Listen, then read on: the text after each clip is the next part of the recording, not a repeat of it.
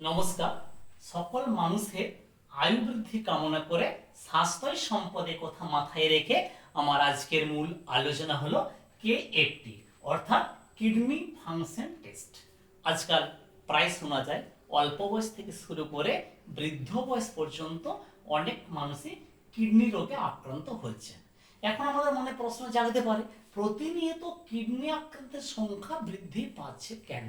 তার মূলত একটাই কারণ হলো অনিয়মিত খাদ্যাভ্যাস এবং কম পরিমাণে জল পান করা। এছাড়া আমরা শিক্ষিত এবং সভ্য সমাজে বাস করলেও অনেকেই আছেন যারা নিজেদের জীবনের ঝুঁকি নিয়ে কিছু কিছু এক্সপেরিমেন্ট করতে চান। যেমন ধরুন, কেউ হাইপার গ্লাইসিমিয়া বা হাইপার টেনশন কিংবা হাইপো অথবা হাইপার থাইরয়েডিজম বা হাইপার লিপিডিমিয়াতে ভুগছেন বা হেপাটোমেগালিতে ভুগছেন। তারা কিন্তু 2 মাস 3 মাস কন্টিনিউ ওষুধ সেবন করলো, তাদের সমস্ত কিছু নর্মালে চলে এলো। তারপর নিজেরাই ডাক্তারের পরামর্শ না নিয়ে ঔষধ বন্ধ করে দিলে কন্টিনিউ 3 মাস 4 মাস। আবার 3-4 মাস পর দেখা গেল যে পেশেন্ট হাইপার গ্লাইসেমিয়াতে ভুগছেন সে পুনরায় আবার হাইপার গ্লাইসেমিয়াতে ভুগতে থাকেন। যার হাইপার লিপিডিমিয়া ছিল সে আবার হাইপার লিপিডিমিয়ার পেশেন্ট হয়ে গেল। যে হাইপো বা হাইপার থাইরয়েডিজমের পেশেন্ট ছিল সে পুনরায় হাইপার বা হাইপো থাইরয়েডিজমের পেশেন্টে পরিণত হয়েছে। তাহলে এখন আমাদের একটা কথা মনে রাখতে হবে, জীবন বড়, এক্সপেরিমেন্ট কিন্তু বড় নয়। আপনি যদি জীবনে বেঁচে থাকেন আপনি অনেক কিছু এক্সপেরিমেন্ট করার সুযোগ পাবেন। সেই জন্য নিজের জীবনের ঝুঁকি নিয়ে ডাক্তারবাবুর পরামর্শ ছাড়া আপনারা কখনোই ঔষধ বন্ধ করবেন না। তাহলে এখন আমার মূল প্রশ্ন হলো, আমরা বা অনেকেই কিডনি রোগে আক্রান্ত হয়েছে কিনা বা কিডনি তাদের সঠিকভাবে কাজ করছে কিনা কি করে বুঝতে পারবো?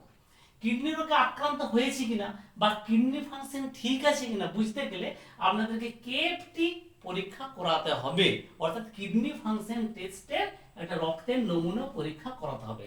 কেএফটি পরীক্ষা করাতে গেলে আমাদের সকালে খালি পেটে ব্লাড দিতে হবে এবং মিনিমাম 10 থেকে 12 ঘন্টা খালি পেটে থাকতে হবে। তাহলে কেএফটির মাধ্যমে আমরা কি কি জানতে পারবো? কেএফটির মাধ্যমে আমরা জানতে পারছি ব্লাড ইউরিয়া, যার নরমাল মাত্রা 19 থেকে 44.1 mg/dl। এছাড়া আমরা জানতে পারছি সিরাম ক্রিয়েটিনিন, যার নরমাল মাত্রা 0.72 থেকে 1.25 mg/dl। এছাড়া আমরা জানতে পারছি বিইউএন অর্থাৎ ব্লাড ইউরিয়া ক্রিয়েটিনিন, যার নরমাল মাত্রা 6 থেকে 20 mg/dl। এছাড়া আমরা জানতে পারছি ইউরিক অ্যাসিড, যার নরমাল মাত্রা 3.5 থেকে 7.2 mg/dl। এছাড়া আমরা জানতে পারছি ক্যালসিয়াম, যার নরমাল মাত্রা 8.4 থেকে 10.2।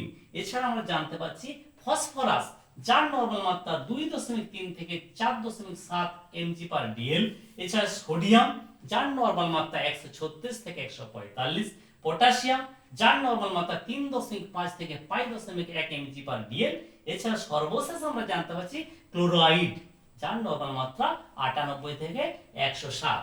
তাহলে আমরা কেএফটি পরীক্ষা করার পর যদি দেখি সমস্ত খনিজ উপাদানই আমাদের নরমাল আছে, তাহলে আমরা কিডনি সংক্রান্ত রোগে কোনো ভুগছি না বলে নিশ্চিত হতে পারবো। এছাড়া আমাদেরকে ইউরিন আরইএমই করতে হবে, অর্থাৎ প্রস্রাবের রুটিন পরীক্ষা করতে হবে। প্রস্রাবের রুটিন পরীক্ষার মধ্যে যদি আপনাদের 5 সেল অনিয়মিত থাকে বা বেশি থাকে, তাহলে আমরা ইউটিআই বা কিডনি সংক্রান্ত কিছু প্রবলেমে ভুগছি বলে ধরে নিতে হবে।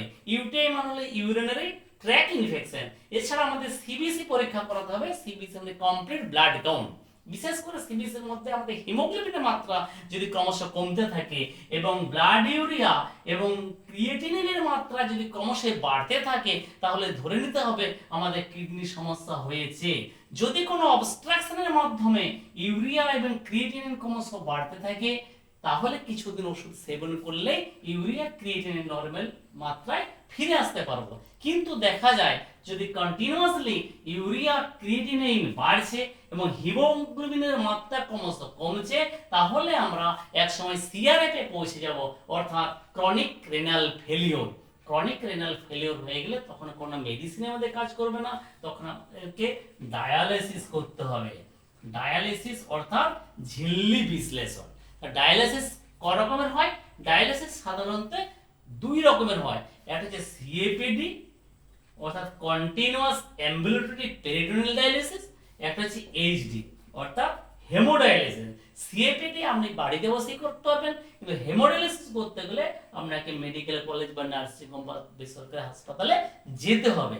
সপ্তাহে 2 থেকে 3 দিন আপনাকে হেমোডায়ালিসিস করতে হবে। হেমোডায়ালিসিস করাতে গেলে আপনি কন্টিনিউ 10 থেকে 15 বছর অনায়াসে বেঁচে থাকতে পারবেন। তাহলে একটা কথা আমাদের মাথায় রাখতে হবে, কিডনি আমাদের মূল অঙ্গ। অর্থাৎ কিডনি যদি আমাদের কোনো কারণবশত ড্যামেজ হয়ে যায়, অর্থাৎ ফেলিয়ার হয়ে যায়, তাহলে আমাদের বেঁচে থাকা খুবই দায় হয়ে যাবে। তাই কিডনিকে বাঁচিয়ে রাখতে গেলে যে সমস্ত নিয়ম আমাদের ফলো করতে হবে সেটা কন্টিনিউ ফলো করে কিডনিকে বাঁচিয়ে রাখতে হবে। নমস্কার। আমার ভিডিও যদি ভালো লেগে থাকে তাহলে প্লিজ ফলো করবেন এবং শেয়ার করবেন। যদি কোনো ভুল ত্রুটি হয়ে থাকে কমেন্ট করে আমাকে সংশোধন করার সুযোগ করে দেবেন। নমস্কার।